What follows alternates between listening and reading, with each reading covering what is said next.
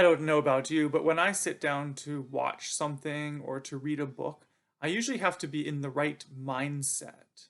Am I in the mood for something funny or something exciting or something kind of sad? And if I'm not in the right mindset, I won't want to watch certain things, even if they are my favorite TV shows or movies, or I won't want to read certain books, even if I really love them. And in the same way, today on Palm Passion Sunday, right before we read the Passion narrative from Matthew, we have this passage from Philippians chapter 2.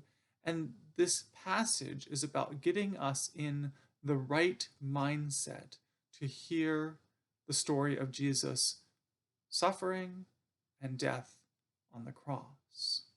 We need to be in the right mindset. In fact, Paul says, let the same mind be in you or among you that was in Jesus Christ. So, what is the right mindset according to Paul in Philippians 2? Well, the first thing is that this story is about God and it's about Christ. And it's not first and foremost a story about us.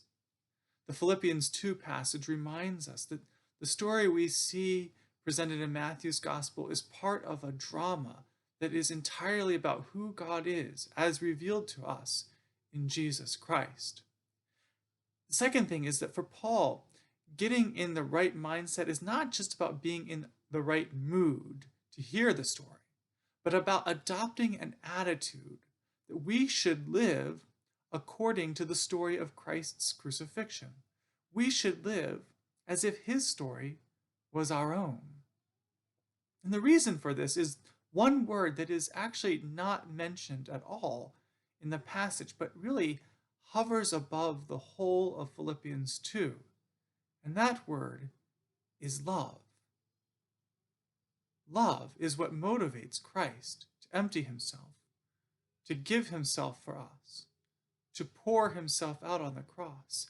And love, the love of the Father for the Son, is how God responds to Christ's love, lifting Christ up, exalting Christ in love.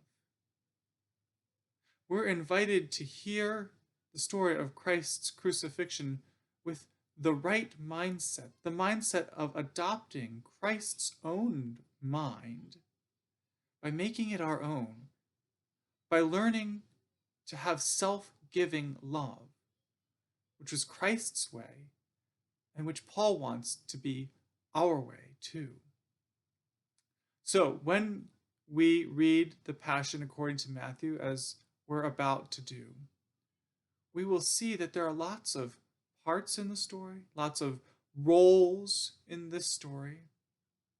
And the truth is, when we resist letting Christ's story be ours, when we feel like we don't want to hear his story, or when we treat it as merely a historical event that happened long ago and has little to do with our daily lives, then we will find ourselves among the sleeping disciples in the Garden of Gethsemane, or among the anxious guards who come to arrest Jesus, with the authorities who reject him, or even standing next to the traitorous Judas who betrays him, instead of standing and following at Christ's side, step by step, every step of the way to Golgotha.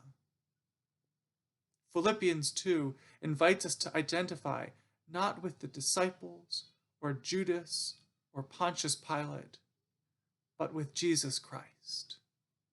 Not through our strength, but in his weakness. Not in our might, but by his love.